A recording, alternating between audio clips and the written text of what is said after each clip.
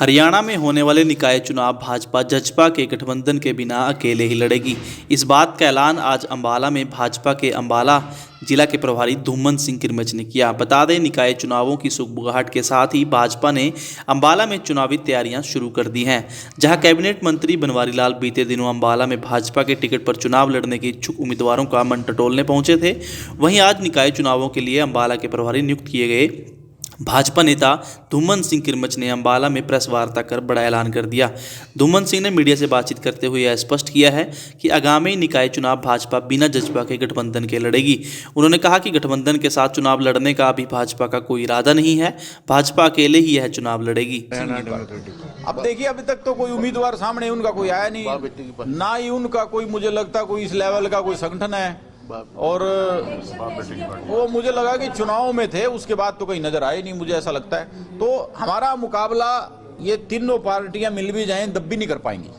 मुझे बड़ी बात नहीं कहनी चाहिए, मैं आपके बीच में बैठा हूं, लेकिन जो संगठन का स्ट्रक्चर मैंने आपको बोला ना, जो संगठन का structure Bharatiya Janata party Ambala cantt में है, वो इनका तो जिले लेवल पे भी नहीं है।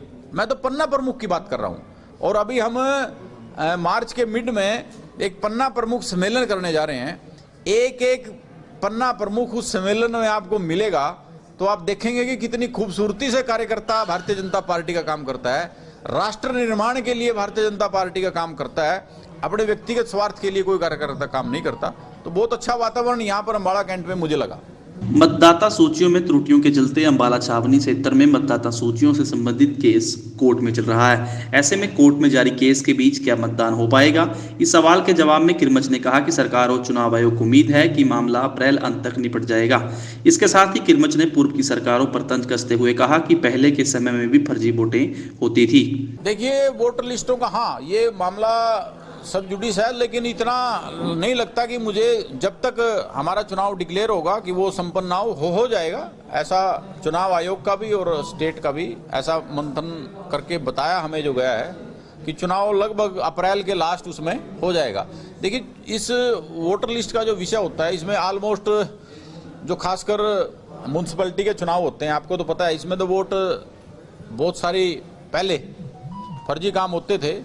लेकिन जैसे माननीय मुख्यमंत्री जी से मैं व्यक्तिगत तौर से अगर मैं बात करूं, जिस तरह से वो हर काम को ऑनलाइन करना जा रहे हैं कि कोई फाइल किसी अफसर के पास रुके ना, उस ऑनलाइन सिस्टम को जिस तरह से हमारी सरकार, माननीय मुख्यमंत्री जी, माननीय गृह मंत्री जी लेकर आ रहे हैं, वो एक बहुत बड़ा आने वाले समय के लिए एक अध्याय बनने जा रहा है। तो इसको लेकर मुझे लगता नहीं कोई ऐसी। भाजपा अंबाला में आमने सामने किस पार्टी को टक्कर में मानती है?